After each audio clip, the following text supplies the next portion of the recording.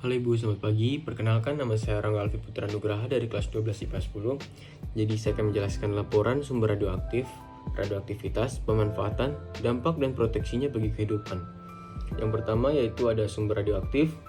Jadi sumber radioaktif adalah unsur yang bisa memancarkan radiasi karena sifatnya yang tidak stabil. Sumber radioaktif ada yang bersifat alami dan buatan. Sumber radiasi alami dipaparkan sebagai berikut. Yang pertama, radiasi benda-benda langit. Orang yang berada di lokasi yang lebih tinggi akan menerima radiasi yang lebih besar karena semakin tipis lapisan udara yang dapat bertindak sebagai penahan radiasi. Jadi, orang yang berada di puncak gunung akan lebih banyak menerima radiasi daripada orang yang berada di permukaan laut. Untuk yang kedua yaitu radiasi dari kerak bumi. Bahan radioaktif utama yang ada dalam kerak bumi adalah kalium-40, rubidium-87, unsur dari turunan uranium-238, dan turunan thorium-232. Besarnya radiasi dari kerak bumi ini berbeda-beda karena konsentrasi unsur-unsur di tiap lokasi berbeda, tetapi biasanya tidak berbeda jauh. Untuk sumber radioaktif buatan, sekarang ini telah banyak dipergunakan di berbagai bidang seperti kesehatan, industri, dan pertambangan yang dipaparkan sebagai berikut. Yang pertama, radiasi dari tindakan medik. Dalam bidang kedokteran, radiasi digunakan sebagai alat pemeriksaan atau diagnosis maupun penyembuhan atau terapi. Pemindai sinar X atau ronsen merupakan alat diagnosis yang paling banyak dikenal dan dosis radiasi yang diterima dari ronsen ini merupakan dosis tunggal atau sekaligus yang terbesar yang diterima dari radiasi buatan manusia. Oke, untuk yang kedua yaitu ada radioaktivitas. Jenis-jenis radioaktivitas dibedakan berdasarkan partikel penyusunnya. Sinar radioaktif dibagi menjadi 3. Yang pertama ada sinar alfa, sinar beta, dan sinar gamma.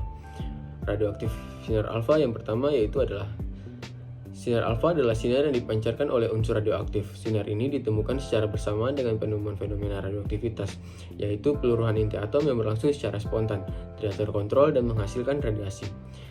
Berikut ini adalah sifat alamiah sinar alfa. Yang pertama, sinar alfa merupakan inti He. Yang kedua, dapat menghitamkan pelat film atau yang berarti memiliki daya ionisasi.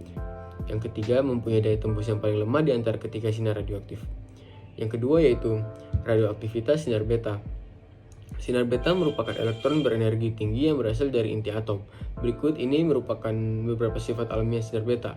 Yang pertama, mempunyai daya ionisasi yang lebih kecil dari sinar alfa. Yang kedua, mempunyai daya tembus yang lebih besar daripada sinar alfa.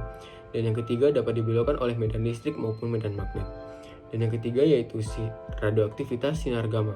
Sinar gamma adalah radioaktivitas gelombang elektromagnetik yang terpancar dari inti atom dengan energi yang sangat tinggi yang tidak memiliki massa maupun muatan.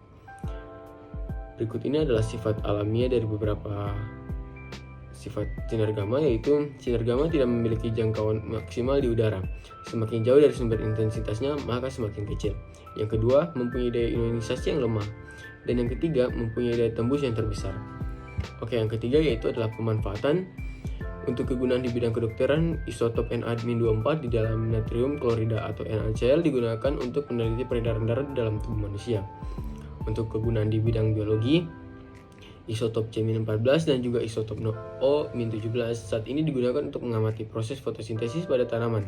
Selain itu, radioisotop dari natrium dan juga kalium digunakan dalam penelitian permeabilitas sel. Untuk kegunaan di bidang pertanian, radioisotop juga berperan penting dalam bidang pertanian. Isotop P-32 digunakan untuk mengetahui cara pemupukan yang sesuai pada tanaman tertentu. Selain itu, isotop tersebut juga digunakan untuk mengetahui kapan umur tanaman yang baik dan siap diberikan pupuk. Oke, untuk yang keempat yaitu adalah dampak zat radioaktif. Unsur radioaktif yang mampu secara spontan memancarkan sinar radiasi ini ternyata tidak hanya memberikan manfaat bagi kehidupan manusia, namun juga memberikan risiko yang berbahaya bagi tubuh manusia. Efek radiasi dari zat radioaktif ini memberikan dampak negatif pada organ-organ tubuh kita.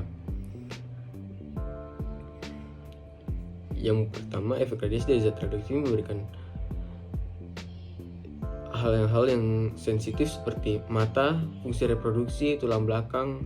Akibat yang dapat ditimbulkan dari sinar radioaktif ini adalah terjadi kerusakan genetis, kerusakan lensa mata seperti katarak, risiko kanker darah atau biasa disebut leukemia, dan terjadi kerusakan kulit atau sarkoma. Yang keempat, kerusakan pada sistem syaraf, dan yang kelima, kerusakan pada sel pembentuk sel darah merah. Yang kelima yaitu proteksi bagi kehidupan. Proteksi dan pengendalian bahaya sinar radioaktif untuk mencegah terjadinya kecelakaan radioaktif dan paparan sinar radioaktif yang melebihi dosis yang diperkenankan. Tujuan penelitian ini adalah untuk mengetahui proteksi dan pengendalian bahaya sinar radioaktif di atom dan kesesuaiannya dengan norma K3 serta peraturan perundangan yang terkait. Dasar pemikiran ini adalah bahwa pemanfaatan sinar radioaktif di bidang industri memiliki faktor bahaya yang sangat besar, memiliki potensi bahaya yang ditimbulkan relatif kecil. Oleh karena itu, perlu adanya proteksi dan pengendalian bahaya radioaktif. Oke, demikian dari laporan yang dapat saya sampaikan.